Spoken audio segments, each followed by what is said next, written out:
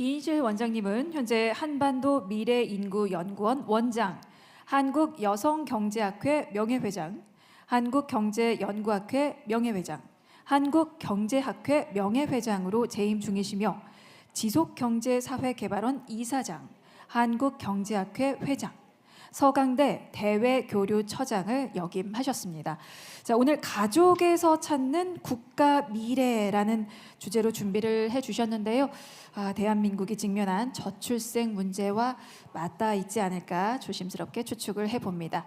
자, 원장님께서 말씀해 주시는 국가 미래는 과연 어떤 모습일지 궁금하네요. 바로 청해 듣도록 하겠습니다. 큰 박수로 맞아 주십시오.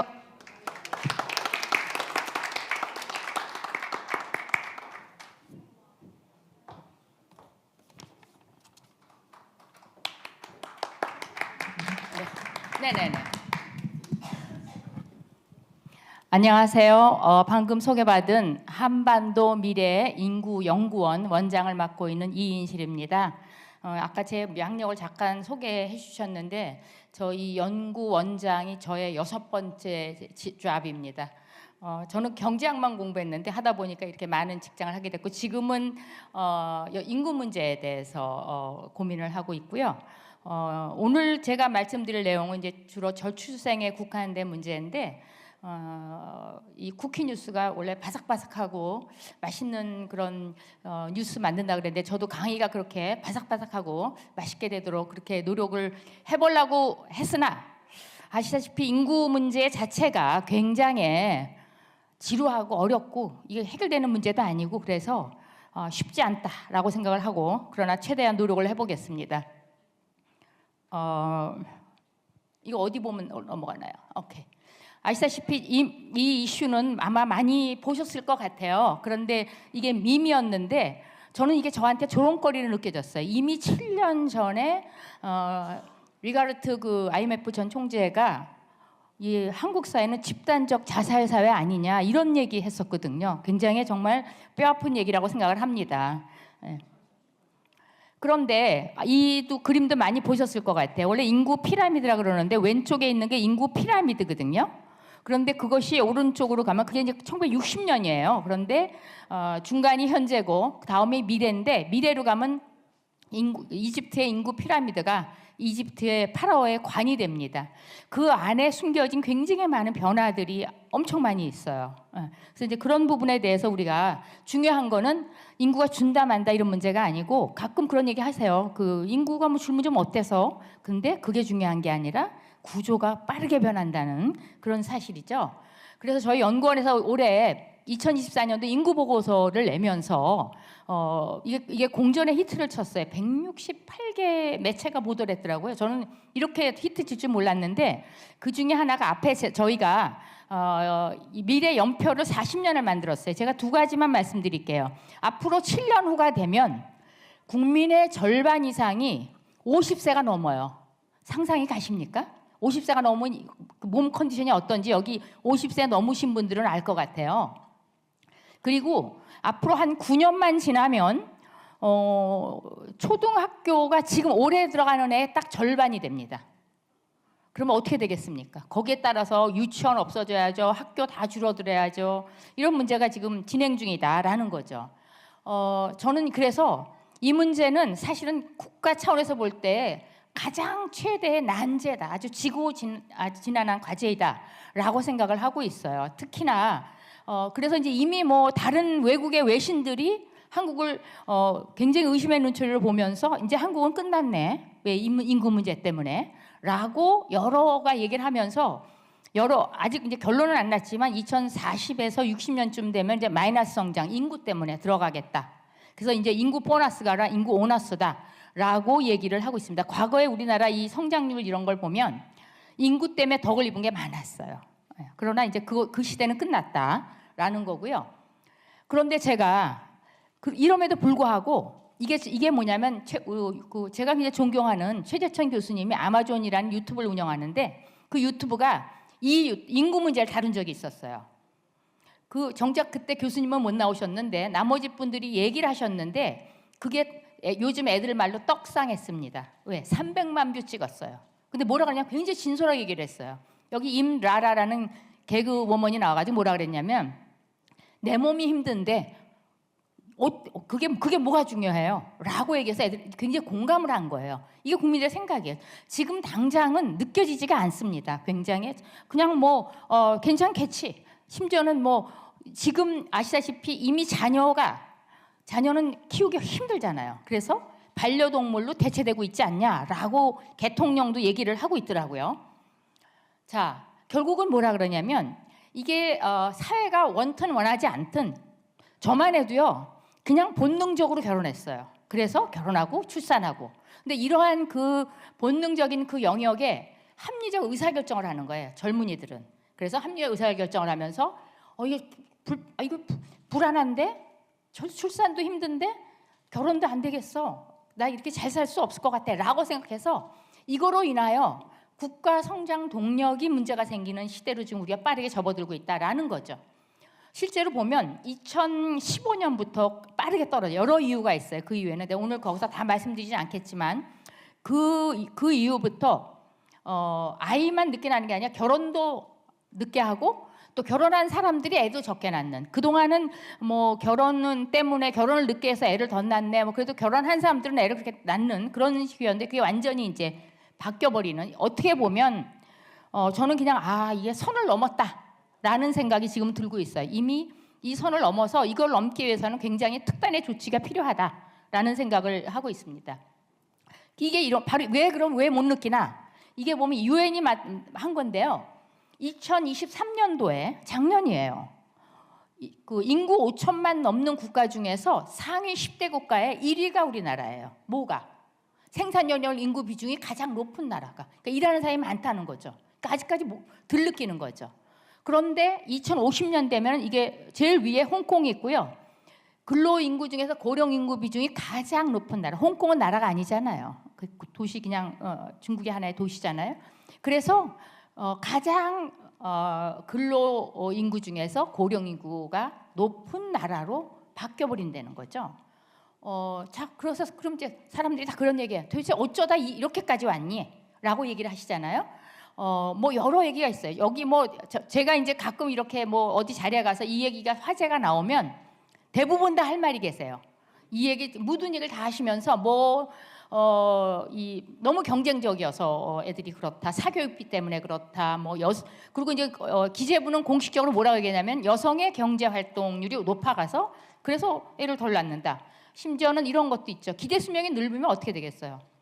거기에 대한 인적 자원에 대한 투자 아니면 내가 교육 기간도 늘어나고 그럼 결혼과 출산 양육에 투입되는 기간도 늘고 거기에 대한 기회 비용도 높아져서 이런 일이 발생한다. 뭐 여러 이유가 다 있는데 다 맞는 말이에요. 복합적으로 작용하고 있어요.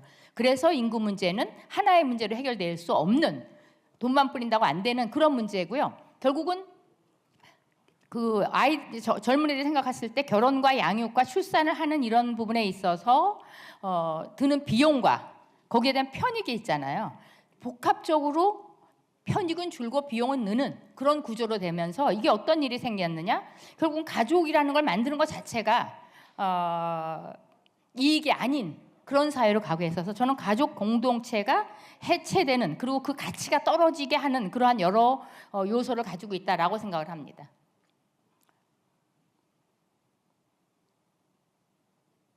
어느 쪽을 그래서 이미 문제는 너무나 많이 발생을 하고 있습니다. 다양한 문제들이 국제 경쟁에서 상실했죠. 그래서 이미 인구가 줄어서 사람이 없으니까 공장 들고 나갔습니다. 그리고 그래서 산업이 붕괴.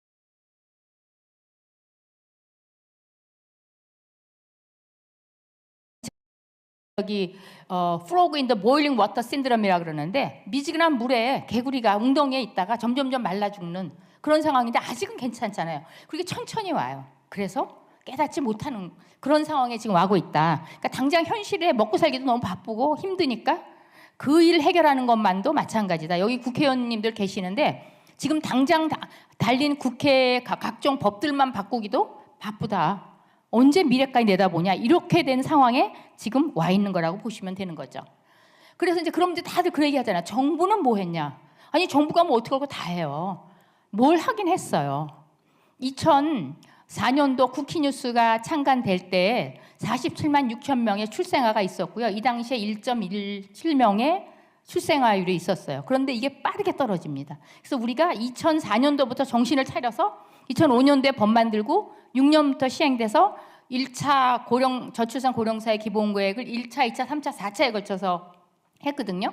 근데 그래서 18년간 합쳐보니까 380조 했어요. 뭐 천문학습자니 뭐 얘기를 하는데 자세히 들여다보시면 제가 초록색하고 파란색을 구분해서 봤는데요. 이 파란색은 하늘색은 직접적으로 돈을 주는 거예요. 그래서 그거는 이제 왜 OECD 국가하고 같이 볼 수가 있어요. 그런데 그런 숫자고 위에 보라색은 주변 예산입니다. 대표적인 게 청년 주택 이런 거 한 거 다 청년들이 애를 잘 낳고 결혼도 잘하게끔 만들어 주려고 한 거라는 거죠. 그게 다 저출생 예산에 들어가 있어요. 근데 보시자면 1차, 2차 때는 빠르게 올라갔지만 3차, 4차부터는 거의 그냥 같은 라인으로 가고 있어요. 돈을 그렇게 많이 안 썼다는 얘기입니다. 실질적으로. 그래서 결국 저출생 예산의 44.3%가 직접 지원이 아닌 주변 예산이었다는 거죠. 그러면 이런 얘기 하잖아. 그럼 정부 예산만 늘리면 되냐? 정부만 믿으면 될까? 아닙니다. 특히나 이거는 이제 다행히도 한국은행이 저출산 요인 분석을 하면서 야 그럼 우리나라가 OECD 평균하면 어떻게 출산율이 올라갈까라고 봤는데 여기 본 것처럼 가족 관련한 지출 우리나라 현재 1.4%의 GDP 대비 그런데 OECD 평균은 2.2%인데 그럼 그 정도 늘리면 몇 명 늘어나느냐? 0.06명 늘어납니다. 합계 출산율 기준으로 제일 많이 늘어나는 거는 도시 인구 집중도인데요. 우리나라는 아시다시피 조그만 나라잖아요. 땅덩어리가. 그리고 1극 체제예요. 뭐 미국처럼 이렇게 여러 개 이렇게 다극 이런 대도시가 있는 나라가 아니거든요. 그냥 서울과 경기도권에 그냥 수도권에 몰려 있어요. 그걸 올려주면 OECD 수준으로만 올려주면 0.4명 늘어납니다. 그래서 이게 우리가 OECD 평균으로 다양한 노력을 한다 그러면 1.63명 학교 출산을 갈 수 있어요. OECD 평균 얼마냐? 1.53명입니다. 우리가 뭐 집 얘기하는데요. 주택 가격으로 하는 거는 0.02명밖에 안 돼요. 생각보다요. 네, 평균으로. 근데 이게 도시 집중도를 OECD 평균으로 올린다? 얼마나 많은 돈이 들겠습니까? 쉽지 않은 얘기거든요. 근데 어쨌든 더군다나 정부 예산은 내가 늘 얘기하지만 이거는 점증주의입니다. 올해 내년 기준으로. 근데 이 인구 문제를 올해 내년 기준으로 올해보다 내년 좀 더 한다 그래서 세상이 바뀌겠습니까? 그건 아니라고 생각을 합니다. 그래서 오늘도 의원님 하나 말씀하셨는데 진짜 수도권 집중하고 지역 소멸 문제 정말 이제 이미 지역에 저는 지역을 다니면서도 세미나도 하고 뭐 강연도 하고 있는데 가보면 상상 이상입니다. 너무나도 오래 들어왔단 말이거든요. 이런 나라는 없어요. 전 국토의 11%밖에 안 되는 데에서 수도권 인구의 50%가 살고 있어요. 인구가 50% 살고 있고 청년 인구는 더 많이 살고 있어요. 청년들은 다 일단 거기서 나서 다 서울로 옵니다. 서울 근처로. 20대는 주로 관악구로 왔다가요. 30, 40 넘어가면서 경기도권, 화성, 평택 이런 쪽으로 옮겨갑니다. 왜? 집이 없어서 이제 거기서 이제 일을 하기 위해서. 그래서 보시면 합계 출산율은 0.7이지만 서울이 제일 작고 0.5고 대도시가 다 낮아요. 평균보다. 자, 저는 저도 노무현 정부 시절에 균형발전위원회 위원도 하고 이 문제에 관여를 했습니다만 이게 100년 동안 우리나라의 수도권에 대한과 비수도권 비율입니다. 끊임없이 내려져 왔어요. 예. 그리고 그동안 뭐 저희가 들인 돈과 지방을 활성화하기 위해서 들인 돈이 얼마나 많은지 상상을 하실 수 있는데 아무런 효과가 없었어요. 약간의 이런 그 기울기 차이만 있지만 계속 내려가고 있어요. 도대체 뭘 해야지 이로 갈 수 있을까라고 생각을 할 수 있는데 이게 결국은 저는 이렇게 생각해요. 그냥 말만 했지 진심이 없지 않았냐. 정말 우리가 마음을 다해서 우리는 이렇게 가야 될 것 같아라고 하면 이게 말이 되겠어요? 상상이 되십니까? 이렇게 거꾸로 철저하게 가는 것이 불가능하다고 생각합니다. 잘 안 되네. 그래서 저는 학교에 있어봤기 때문에 이런 얘기 하는데 결국은 그래서 어떤 애들이 주니까 아까 말한 것처럼 출산율이 하락해서 폐교도 늘고 지금 현재 초등학교 한 반의 학생 수가 이제 딱 20명이에요. 지금 올해. 그런데 불과 한 10년만 지나면 10명 이하입니다. 예. 아까 제가 반토막 난다고 말씀을 드렸잖아요. 그리고 대학이 뭐 벚꽃 지는 순서대로 문 닫는다 그러죠. 그리고 대학의 경쟁력도 빠르게 떨어지고 있어요. 이거는 뭔가 잘못 가는 거죠. 대학의 경쟁력이 떨어지면 기술 이런 부분에서 당해낼 수가 없는 그런 상황으로 가는 거죠. 그리고 오히려 이런 문제 때문에 그러면은 애들을 적게 낳고 그러면 더 집중을 해요. 사교육에. 더 서울로 모이고 더 집중을 하고 그러다 보니까 불평등이 더 심화되고 사교육을 많이 쏟는 애들이 더 좋은 대학을 가고 또 우리나라는 좋은 대학을 가야지 좋은 직장을 가고 이런 문제가 다 엮여 있는 거죠. 저는 0.72명에 대해서는 사회가 통렬히 반성해야 되는 아주 매우 근원적이고 통렬한 성찰이 필요한 숫자라고 생각을 합니다. 정부가 4번의 저출산 고령화 계획을 했어. 그리고 돈을 380조를 썼음에도 불구하고 되지 않았잖아요. 거꾸로 가고 있잖아요. 그리고 정치권은 이게 우리가 지금 이 인구 정책에 관해서 해야 될 굉장히 많은 일들이 다 뭐냐면 사회적 합의를 통해서 장기적으로 꾸준히 가야 되는 문제입니다. 독일이 서독과 동독이 이제 통일하고 나서 뚝 1.0 밑으로 떨어졌거든요. 그래서 지금 1.56대까지 올라오는데 독일 사람들이 물어보면 35년 걸렸어요. 그렇게 해야 될 거를 하려고 그러면 이걸 위해서 노동, 교육, 부동산 다 개혁을 해야 되는데 등한시했어요. 왜? 그게 중요한 일이 많답니다. 그렇게. 그래서 정치권은 실패했고 또 젊은 애들이 요즘 MG 얘기를 많이 하는데 젊은 애들한테 대해서 신뢰를 주지 못했어요.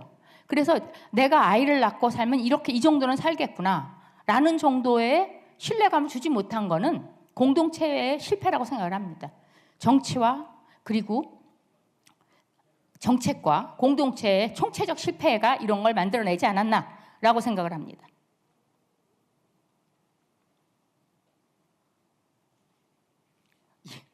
죄송합니다. 이게 엄청 먹히지 않아요. 됐습니다. 저는 다른 건 모르지만 이 인구 문제가 나는 건 이념이 필요 없다.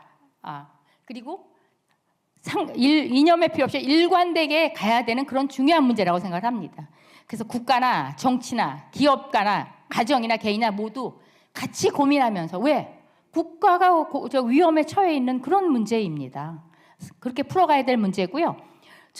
제가 뒤에도 말씀을 드리겠지만 그러면 생각을 바꿔야 돼요. 우리가 팽창시대 가지고 있는 온갖 생각들, 법과 제도들 바뀌지 않으면 그냥 점증주의로 뭐 돈을 조금 더 쓰고 이렇게 해서 해결될 일은 아니다라고 생각하고요. 가능한 한 장기적이고 집중적이고 파격적으로 제가 아까 2015년 이후에 그 출산율 떨어지는 걸 보면서 어떤 생각을 했냐면 이제 선을 넘었다.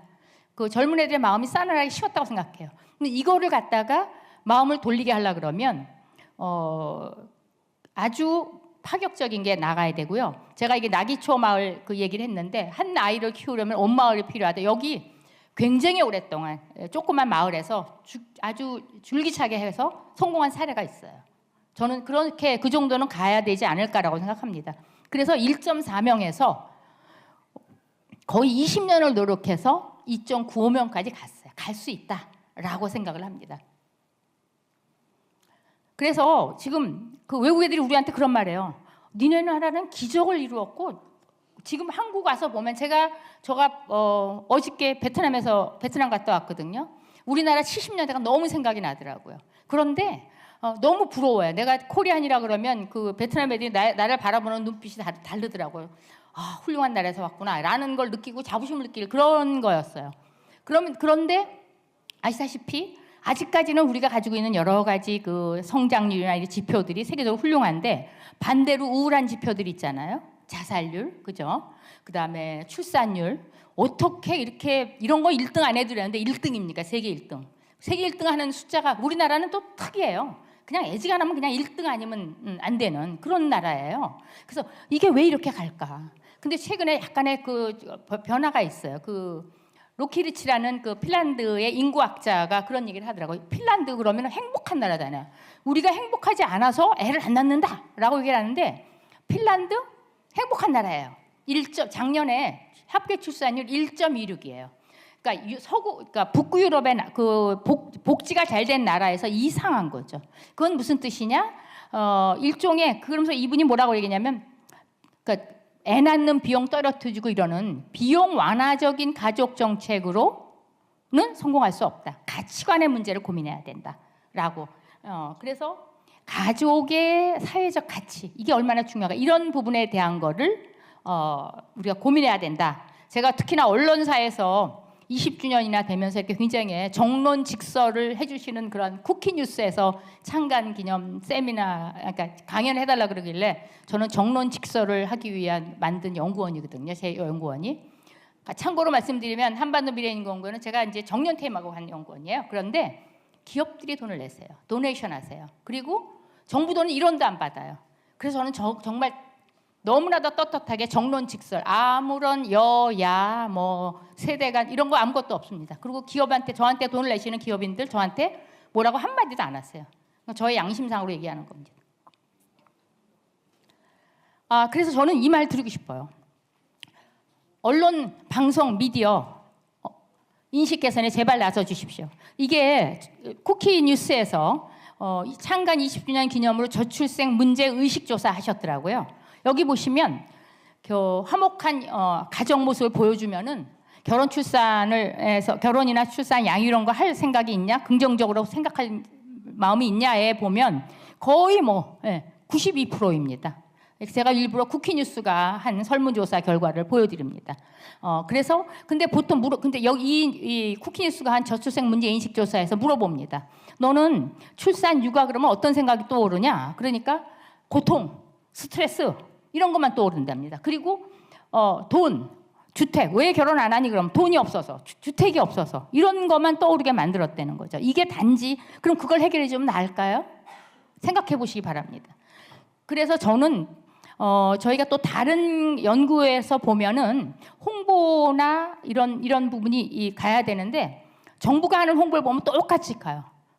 저는 그런 얘기도 해요. 국회에도 그래서 홍보를 해야 됩니다. 가족의 사회적 가치를 긍정적으로 보게 하는. 근데 그 예산 정말 조금이고요. 아마 뭐 담배, 금연 예산보다 10분의 1밖에 안 되는 그런 상황입니다. 저는 그런 면에서 쿠키뉴스는 제가 인터뷰도 했지만 굉장히 그런 부분에서 앞서가는 뉴스다. 미래를 바라보고 정론직설을 하기 위해서 나가는 뉴스다라는 부분에서 굉장히 제가 감동을 받았습니다. 정책 지원만 중요한 게 아니라 인식 개선에 대한 부분이 꼭 필요하다라고 말씀드리고 싶습니다.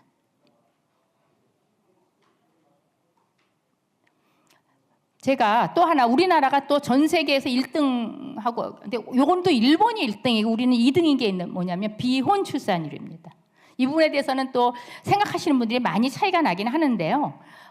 그러나 그 부분이 특히나 이제 그 동성에 관련한 결혼 이런 것 때문에 이걸 얘기하는데 과거 한 50년 동안 반세기 동안에 비혼 출산율이 거의 한 0에서 1%에서 남미 국가는 70%, OECD 평균 41%, 그리고 애를 많이 낳는 프랑스 62%, 우리나라 얼마냐?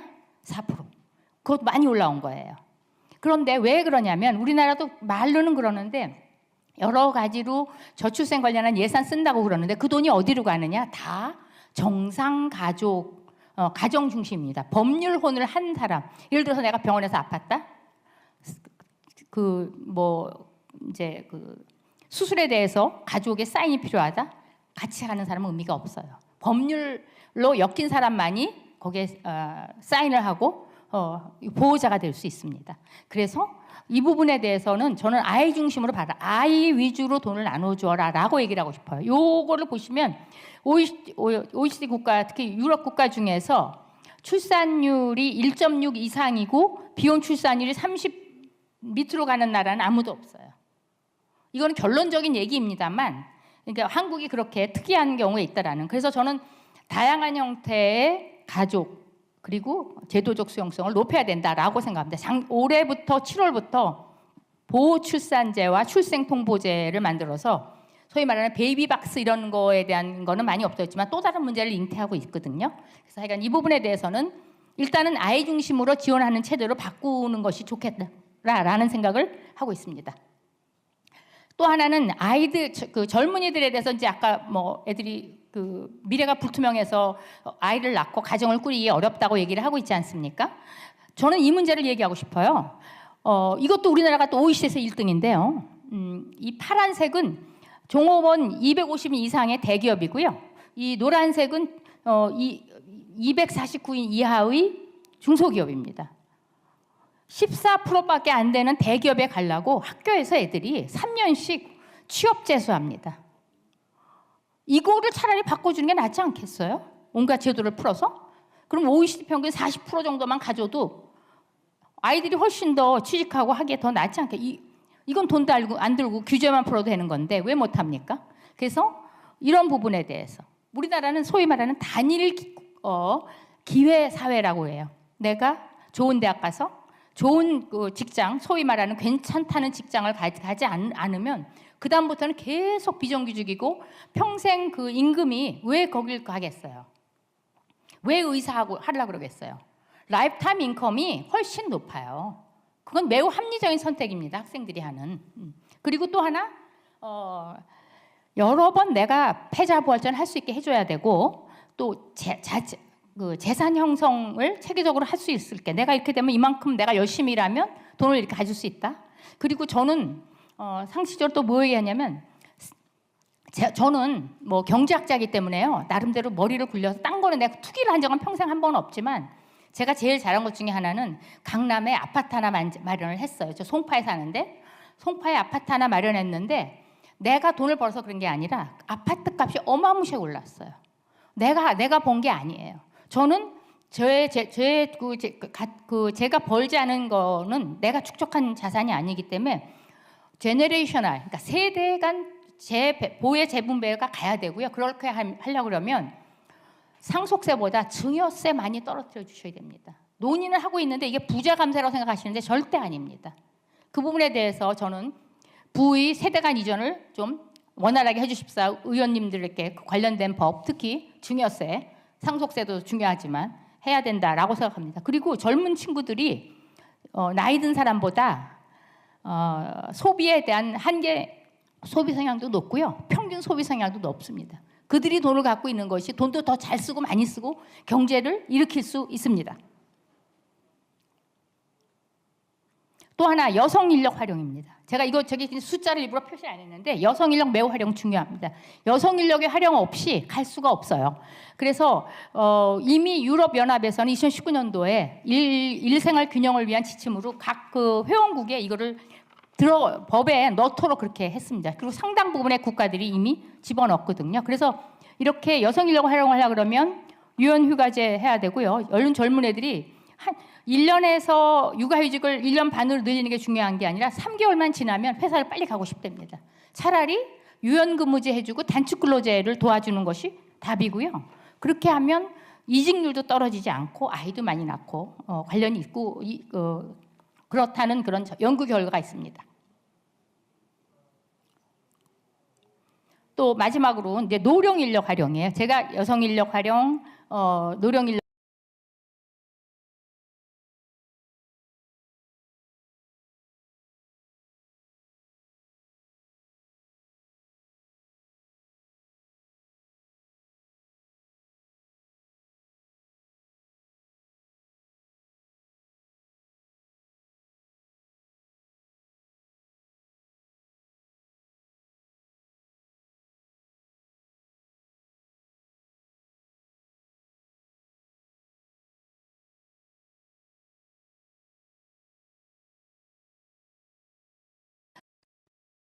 일단 캐나다, 뭐 스웨덴, 유럽에 있는 나라들이 인구를 이민을 통해서 해결을 했는데 그 시대는 끝났어요. 우리가 이민을 데려와야 될 태국, 뭐 필리핀, 말레이시아, 그러니까 동남아 국가들이 더 빨리 늙어가고 있어요, 우리보다. 그래서 제 생각에는 이것도 어려워요. 그래서 우리나라가 더군다나 이민에 그렇게 매력적인 나라도 아닙니다. 그래서 그 이민 정책을 해본 적도 없고요. 그래서 이민 정책을 빠르게 추진해야 된다라고 얘기를 하고 싶습니다. 그러기 위해서는 이제 거의 두 개만 남는데요. 굉장히 적극적으로 재원을 마련할 필요가 있어요. 저는 이번에 그 인구 전담부서 설치를 한다 그러셔서 거기와 관련해서 진짜로 그 위원회 차원이 아닌 부차원으로 가서 컨트롤 타워를 하라 그러는 거는 힘을 발휘하는 정책을 하라는 뜻인데요. 그렇게 하기 위해서는 저출생 대응 특별회계를 해야 됩니다. 왜 우리나라 양독회계도 했고 철도회계도 했어요. 인구회계, 특별회계를 왜 못합니까? 그래서 그런 부분에 대한 거를 꼭 좀 고민해 주십사 얘기를 하고요. 이걸 위해서는 결국은 여야가 초당적으로 협력을 해야 된다고 생각을 합니다. 제가 그 관련된 안을 다 못 봤지만 한 가지만 강조드리고 싶어요. 이게 아마 뭐 여당의 입장에서는 통과를 돼야 되니까 야당과 합의를 하기 위해서 그런 일을 했는지, 혹은 또 요즘에 부처 내 이기주의도 심하니까 그걸 안 했는지 모르지만 굉장히 문제가 되는 건 뭐냐면 이게 패러다임이 바뀌는 거잖아요. 저출생 고령사회 기본법 제5조에 보면 국민의 책무가 뭐가 되냐면 지자체, 기업, 국민은 인구 정책에 협조해야 된다고 돼 있어요. 국민의 책무가 아니에요, 이거는요. 국민의 권리입니다. 아이를 낳고 사는 그것이 국민의 권리죠. 그런 컨셉이 들어가지 않는 새로운 그 인구 위기 대응법이 됐든 인구 정책 기본법이 됐든 어느 이름은 뭐라고 해도 상관이 없는데요. 이 부분은 정말 생각하셔야 됩니다. 패러다임의 전환에 대한 걸 법에 꼭 담아주시길 부탁을 드리고요. 꼭 좀 초당적으로 넣어주시고, 그 다음에 이번 법에 여당 야당 다 한 것에 뭐가 빠졌냐면 아까 예산 협의 조정 권한을 정부 법안은 저출생만 들어갔다 그랬는데, 그리고 거기에 뭘 추가적으로 넣냐면 국가 간 이동, 이민 문제랑 주거 문제를 넣었지만 국내 이동을 뺐어요. 아마 행안위 때문에 그러신 것 같은데 국내 이동을 빼고 어떻게 지방 소멸 문제를 해결하겠습니까? 그래서 이 문제도 꼭 좀 살펴봐 주시기를 부탁을 드립니다. 저는 여기 써놓은 것처럼 그러니까 인류 최대의 혁명이 산업혁명도 IT혁명도 아니고 인구가 줄어든 인구혁명입니다. 제가 좋아하는 시오노 나나미 로마인 이야기 쓰신 분이죠. 로마가 왜 망했습니까? 인구 문제입니다. 저는 꼭 좀 이 문제에 대해서 특히나 오늘 쿠키뉴스에서 국회의원들께 입법도 잘하시고 국정감사도 잘하셨다고 상을 주시는데, 인구 문제는 장기적이고 기본적으로 길게 봐야 하는 문제인데 이 문제에 대해서 진심으로 하시는 분에게 꼭 상을 좀 주시기를 다음번에는 부탁드립니다. 고맙습니다. 이인실 원장님이셨습니다.